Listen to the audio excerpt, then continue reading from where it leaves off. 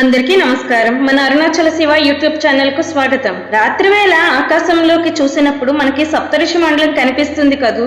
అందులో ఒక నక్షత్రం దగ్గర చిన్నగా మరో నక్షత్రం కనిపిస్తుంది. ఆ జంట నక్షత్రాలే వశిష్ఠుడు మరియు ఆయన ధర్మపత్ని అయిన అరుంధతి దేవి. బ్రహ్మదేవుని మానసపుత్రుడిగా జన్మించి వేద మంత్రాలను దర్శించి శ్రీరామచంద్రుడికే గురువైన మహాజ్ఞాని వశిష్ఠుడు. ఆయన జీవితంలో జరిగిన అద్భుత ఘట్టాలు, విశ్వామిత్రునితో జరిగిన చారిత్రక యుద్ధం గురించి ఈ ఎపిసోడ్ లో తెలుసుకుందాం. వేదాలలో వశిష్ఠ మహర్షి స్థానం అత్యుత్తమమైనది. ఋగ్వేదంలోని 7వ మండలం మొత్తం వశిష్ఠుడు మరియు ఆయన వంశీయులు దర్శించిన మంత్రాలే ఉంటాయి. బ్రహ్మదేవుని ఆజ్ఞ మేరకు సృష్టిని వృద్ధి చేయడానికి భూలోకంలో అవతరించిన వశిష్ఠుడు కర్దం ప్రజాపతి కుమార్తె అయిన అరుంధతిని వివాహం చేసుకున్నాడు. వీరి దాంపత్యం హిందూ ధర్మంలో ఆదర్శ వివాహానికి ప్రతీక. అందుకే నేటికి పెళ్లిళ్లలో అరుంధతి నక్షత్ర దర్శనం చేయిస్తారు. వశిష్ఠుని ఆశ్రమంలో నందిని అనే దివ్యమైన ఒక ఆవు ఉండేది. అది క్షీరసాగర మదనంలో పుట్టిన కామధేను యొక్క సంతానం. అడిగినవన్నీ ఇచ్చే వరం ఆ గోవుకు ఉంది. ఒక రోజు వేటకు వెళ్లిన కౌశికుడు అనే మహారాజు తన వేలాది మంది సైన్యంతో వశిష్ఠుని ఆశ్రమానికి వస్తారు. ఆ సైన్యం అంతటికీ నందిని క్షణాల్లో అద్భుతమైన విందును ఏర్పాటు చేస్తుంది.